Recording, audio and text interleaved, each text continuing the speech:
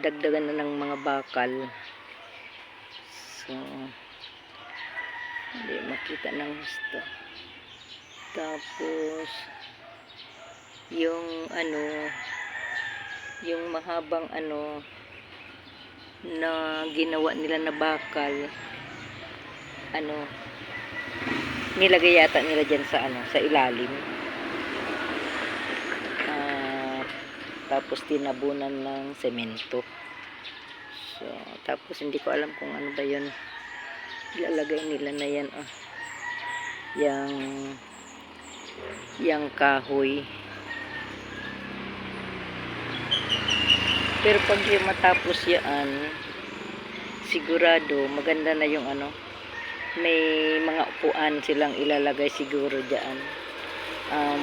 Mas malaki kaysa yung mga ganyan. So ipapantay nila dito sa aking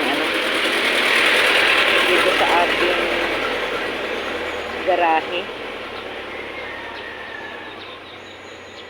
Yan, dito nila inilagay mga ito, gamit nila malapit sa amin para makita, para mabantayan namin, makita namin baka meron magkuha na iano na lang sa hilain na lang yan. Kaya dito nila inilagay sa malapit sa bahay.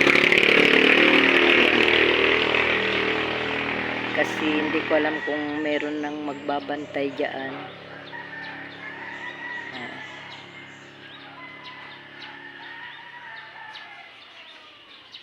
Gaganda na diyan, pero ilang araw na hindi pa man sila. Mahirap kasi maghukay, biro mo doon, ang lalim yun, hinuhukayan nila doon. Hindi lang ako makapunta doon kasi nandun yung mga buhangin.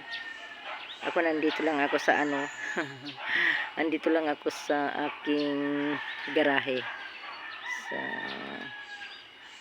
ayan, malalim pa yan nung isang araw. Ngayon dinadagdagan na nila ng dinadagdagan na nila ng semento.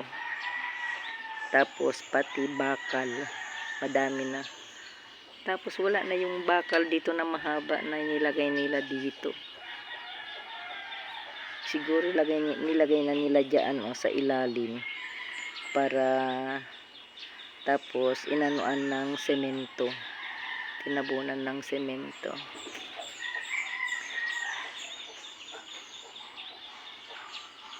Na-update ko lang kasi hindi tayo pwede makalakad ngayon na magpunta maghanap ng magandang lugar kasi ulan ng ulan at saka sobrang init pati. Ito, may bunga pa ng saging dito.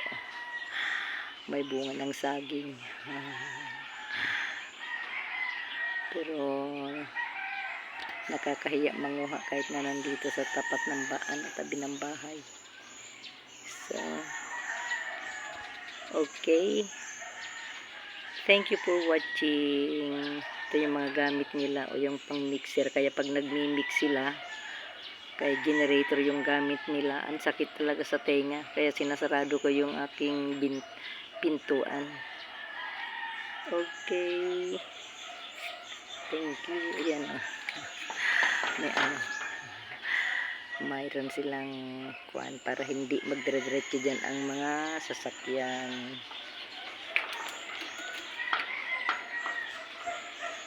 Okay, thank you for watching. God bless.